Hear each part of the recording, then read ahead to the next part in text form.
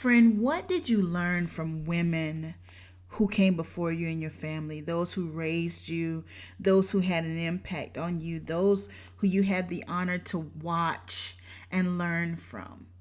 What did you learn from your career experience, from supervisors and mentors and managers and others that you have encountered along the way? Even deeper, what have you learned in your spiritual experience? What stories have you picked up along the way that determine how you show up for work and life? Today, I want to encourage you to make the adjustment. It is time to check our baggage. Friend, I am Dr. Patrice Buckner Jackson, and this is the Disrupting Burnout podcast, where you learn strategies for how to pour out purpose without living through burnout. Let's make the adjustment.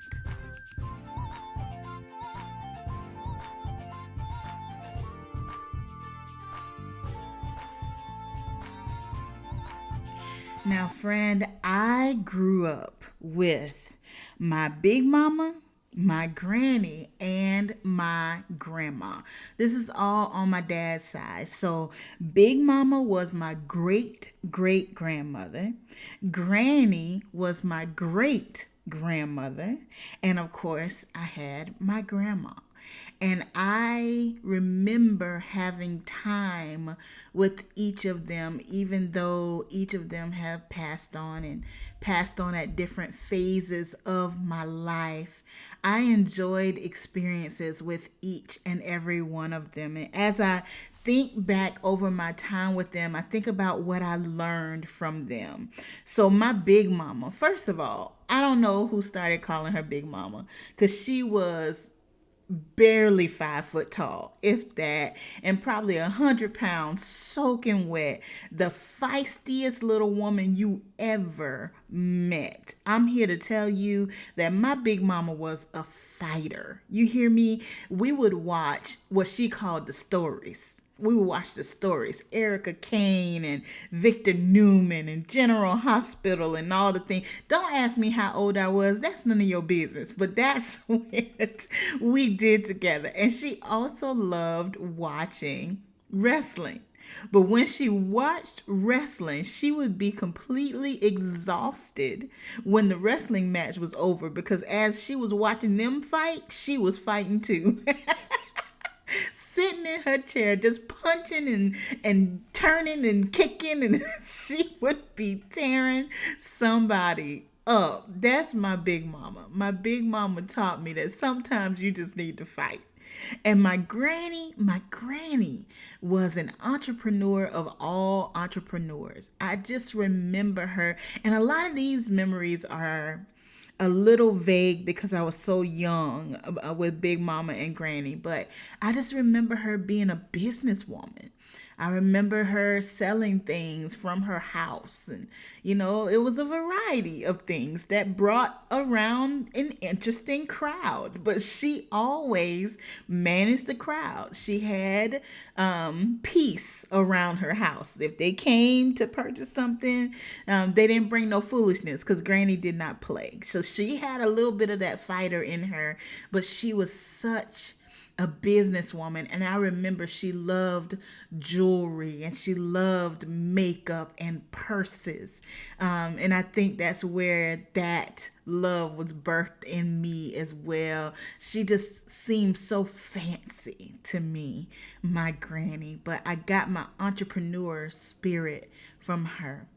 And then my Grandma Ozella, which I had with me into adulthood. We just lost her just a few years ago. But my Grandma Ozella made me feel like the most loved little girl in the whole wide world. I think I've talked to you all about her before, but not just what she did for me. Grandma Ozella made everybody feel special. She took care of everybody. I learned how to love people from my Grandma Ozella. It didn't matter if they could pay you back, if they can give you anything or do anything for you. Everybody is worthy of love. And I learned that from my Grandma Ozella. There were so many things that these women passed on to me. And as I continue to study burnout and walk through my own therapy, I'm learning that there is more that was passed on to me than I'm aware of. I was reading Why Am I Like This? That's a book by Kobe Campbell, and she's a trauma therapist. And she talks about how trauma creates new neural pathways in our minds. Hey, friend. All right. I had to pause the podcast really quick because I need you to know that we are on our drive to 25. Can you believe it? We are almost at 25,000 downloads on this podcast. I'm talking less than 4,000 downloads, and we will be at 25,000. So I need your help. Here's what I need you to do. Make sure you download the podcast every week. Make sure you share it with somebody who needs it. A sister, a friend, a colleague, a mom, whoever, friend. Let's get to 25,000 downloads. I know we can do it, and I am so grateful for your help. Ooh, I'm excited. Come on, y'all. Let's do it. So the neurons in our brains create memories and enable us to learn. Neurons pass information back and forth in our brains. And when we go through trauma, no matter what that trauma is, maybe it's abuse or neglect, or maybe it is being undervalued in the workplace, whatever that trauma is, it creates a new neural pathway. Let's call that a mental street, a new memory, a new lesson to teach you something about life, whether that's a positive lesson or even if that lesson is true, it is embedded in our minds. And the thing about these neural pathways is not just in our minds, but in our DNA. So we end up passing from ourselves to our future generations the things that we've been through. So as I think about my big mama and my granny and my grandma, we never sat down and talked about the things that they've been through. But as an adult now, I can draw some conclusions about different things that I'm aware of that they've been through marriage and through childbearing and financial trouble and trying to establish themselves in the world, and not knowing their intent was to give me love and to prepare me for the world. But they didn't realize all the hurt and pain and disappointment and all the things that they have been through also passed to me. Because that's how it works. Our body keeps score. We pass down experiences and lessons and ideas and stories and standards and definitions. We pass them down to the next generation without even being aware of it. And that is why, friend, it is important for us to make adjustments. The first heart work strategy that we talk about in chapter 4 of my book, Disrupting Burnout, is check your baggage. And the reason why we have to start with checking your baggage is because all of us carry ideas and standards and definitions and thoughts that are not in alignment with the truth, that are not in alignment with who we are, who God made us to be, and that are not helpful in supporting us and moving in brilliance. All of us carry stories that keep us stuck in the cycle of burnout. And if we don't stop to interrogate our thoughts, think about what you're thinking about. When was the last time you thought about what you're thinking about and how it's making you feel? When we don't do that work, not only are we stuck in the cycle of burnout, but we pass that down from generation to generation to generation. So although my big mama and my granny and my grandma and my mom and my grandma Dot and all of the women in my life have taught me such powerful lessons, they have also passed on to me their pain and their struggle. And it is my responsibility to check my baggage, to know what was given to me and what I picked up along the way so that we don't continue to pass down the trauma of yesterday. Friend, we have to make the adjustment. In chapter 4, I compare checking your baggage to going to the chiropractor, and how when you go to the chiropractor and they make an adjustment in your spine, it can impact tingling in your hands, or pain running down your sciatic nerve, or something going on in your ankle, because all of those nerves connect back to the spinal cord. So even though the chiropractor is working in your spine, the work that they're doing in the spine impacts your whole body, from your respiratory system to your digestive system to even your ability to get rest. It's the same thing with checking your baggage. When you check your baggage, you may be working in your thought life, you may be working in your emotional life, but that work I call soul work, right? Your mind, your will, and your emotions are in your soul. That soul work impacts every area of your life. The adjustment you make in your soul impacts you professionally. The adjustment you make in your soul impacts you relationally, financially, in every other area of your life. We start with fruit. So we start with being over budget or being in the red financially. We start with the weight, the physical weight that we're carrying. We start with the broken relationship. But I'm here to tell you, all of that is fruit. None of that is the root. And you can deal with the fruit all day long, but that is not the core of the issue. You have to get down to the root, and the root is in the soul. Check your baggage. Make the adjustment.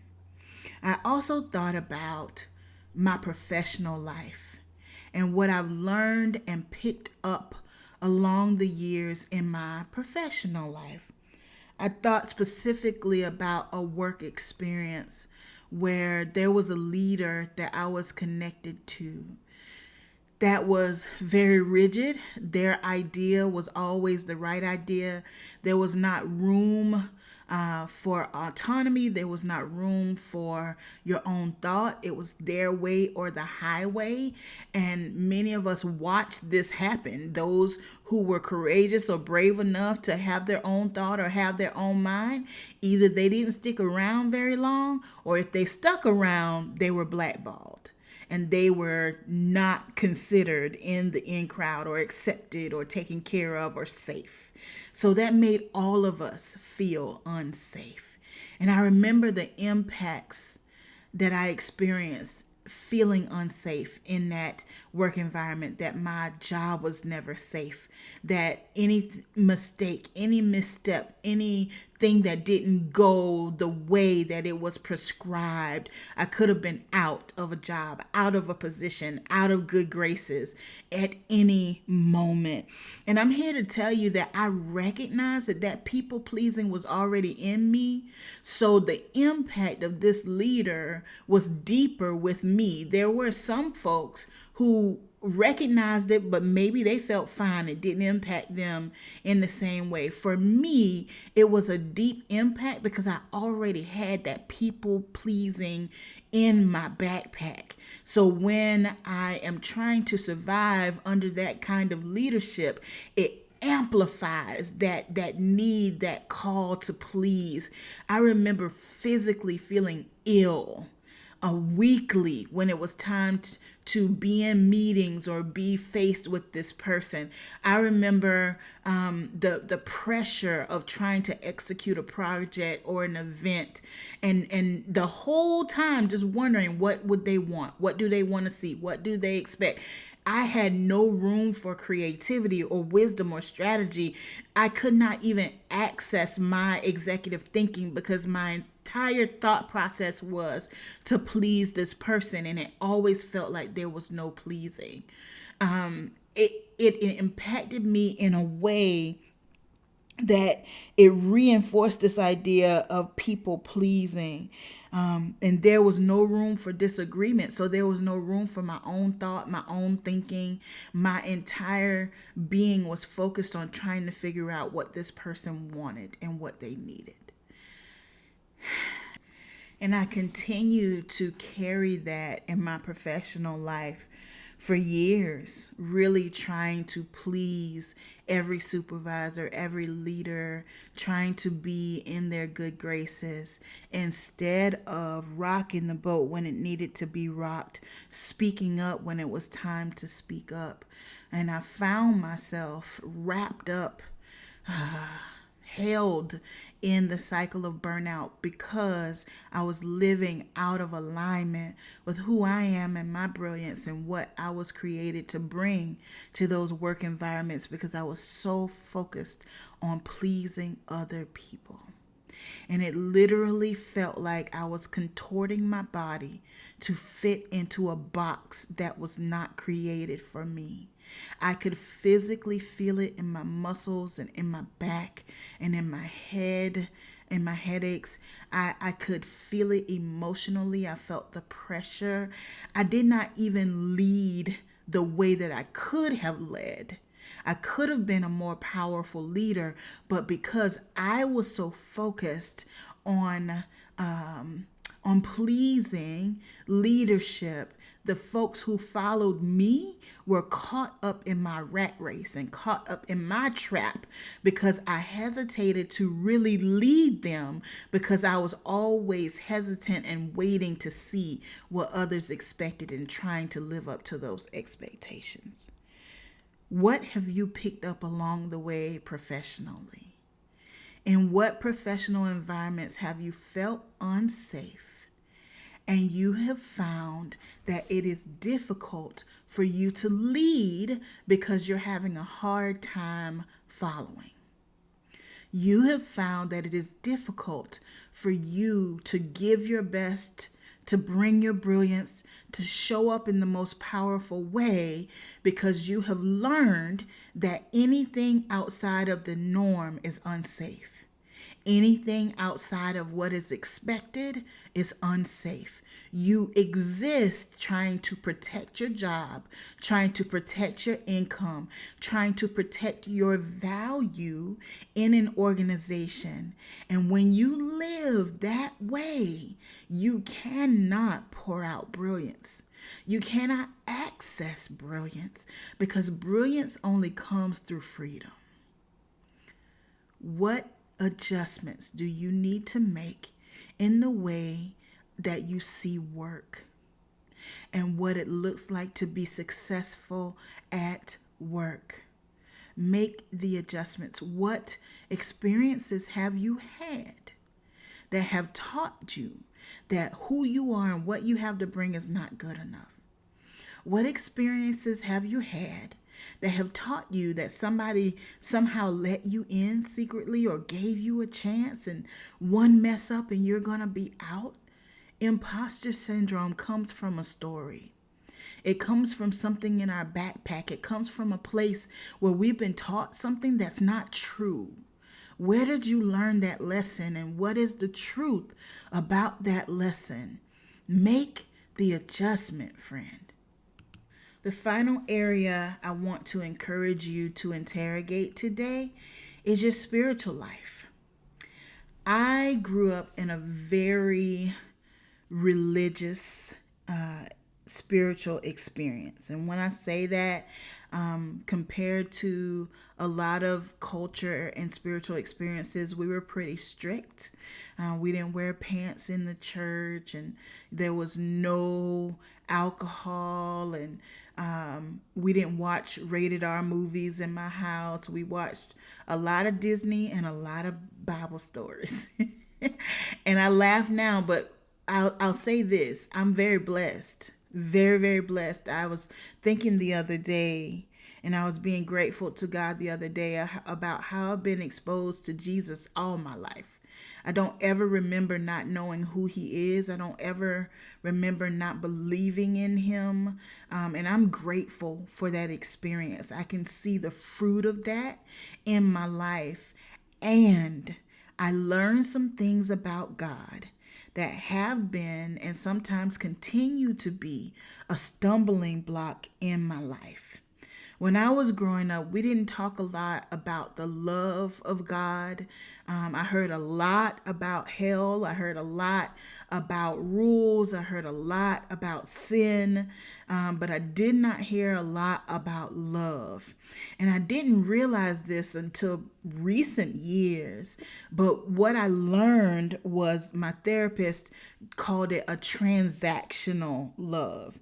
My relationship with God focused on what I do for him and in turn what he does for me. In my relationship with God, I work for approval. Here comes that people pleasing again. I believed that he loved me according to what I would do. And if I ever stepped out of that or did something I knew I wasn't supposed to do or made a bad decision or even made a mistake, in my mind, that love from God was in jeopardy because I did not earn it. I did not keep it. I did not honor it. And I am growing to a place. Hear me. I am growing to a place. Can I just be honest? As much as I love God, as much as I know God, as long as I've been in relationship with him, I am just recently growing to a place that I am truly understanding, not just intellectually, but in my heart understanding that he loves me no matter what. If I never achieve another thing, if I never do anything for him, if I never get it right, if I mess it up every day, he loves me exceedingly abundantly above all I could even imagine. And he always has. He always has. Before I've done anything, before I achieved anything, none of that matters to him except that I loved him. I love him too. He loves me like that. But I didn't learn that. And I carried stories for years of, well, if something bad happened, I must be being punished, or God is preparing me for something. And I'm learning that as human beings, we blame God for a lot of things that's not him. And because we need an explanation, we want to know why the abuse happened. We want to know why the loved one had to die or why we had to go through the hard time. And we explain it away according to God's will. It had to be God's will. But let me tell you, there's some evil things that happen in this world that are not according to God's will. There are some really ugly things that people face and they go through, and they don't align with the character of who God is. So I'm here to tell you that everything that happens is not his will. It's not who he is. And I am coming to learn, that his love is the foundation of everything. And he is love. It's not just that he does love, he is love. So if what I'm facing, if what I'm going through is not love, is not him. But I also know I'm not alone. He's always there. We live in a broken world where some broken things happen, where some things go wrong, where these bodies are temporary, where there's evil and folks make some decisions that hurt others. We live in a rough world where bad things happen. But those bad things do not take away from the fact that God is love and he loves me. So what do you believe about God? And even deeper, what do you believe that he believes about you? Do you know that you are loved without any performance, without any achievement, that there's nothing you can do to stop it, that you are unconditionally loved? Do you know that? Do you know that there's no accomplishment, no performance, no achievement that would make him love you more? Do you know that? Do you know that you can never be more loved than you are right now, no matter what you do? Do you know that? What have you learned about God? What have you learned about who he is and how he feels towards you? We have to make the adjustment. Friend, check your backpack. Check your baggage. What thoughts, ideas, definitions, standards, experiences have you had or that have been passed down to you that are impacting the way you do life and work right now? What have you learned that impacts the way you even see yourself? What have you learned that is blocking you from brilliance? Failure to check our baggage drives us into a place where we are unable to access brilliance. It drives us to a place where we're unable to live in peace, to live in freedom, to experience love. Just like if your spine was out of alignment and the blockage that it would create could result in numbness, could result in pain. It's the same thing when your soul is out of alignment, when you are carrying a load in your backpack that is causing misalignment in your soul. It blocks your access to brilliance, peace, and love. It is time to make the adjustment. Friend, identify what you carry. Look into your invisible backpack. And it's time to address every thought, every idea, every definition, every standard. It is time to address it with truth. It's not good enough just to call the thought out, but you have to identify the thought and you have to speak truth to the thought. What's the truth about what God thinks about you? What is the truth about who you are professionally and what you've accomplished and what you bring to the world? What is the truth about what has been experienced in your family line? Those secrets, those things that have never been spoken, and what needs to be addressed. Friend, I encourage you to make the adjustment, not just for your own freedom, but for the freedom of the women that come after you. For generations to come, they can experience brilliance at another level because you decided to be free. All right, friend, as always, you know that you are powerful, you are significant, and you are loved. Friend, you are brilliant. Make the adjustment today. Love always, PBJ.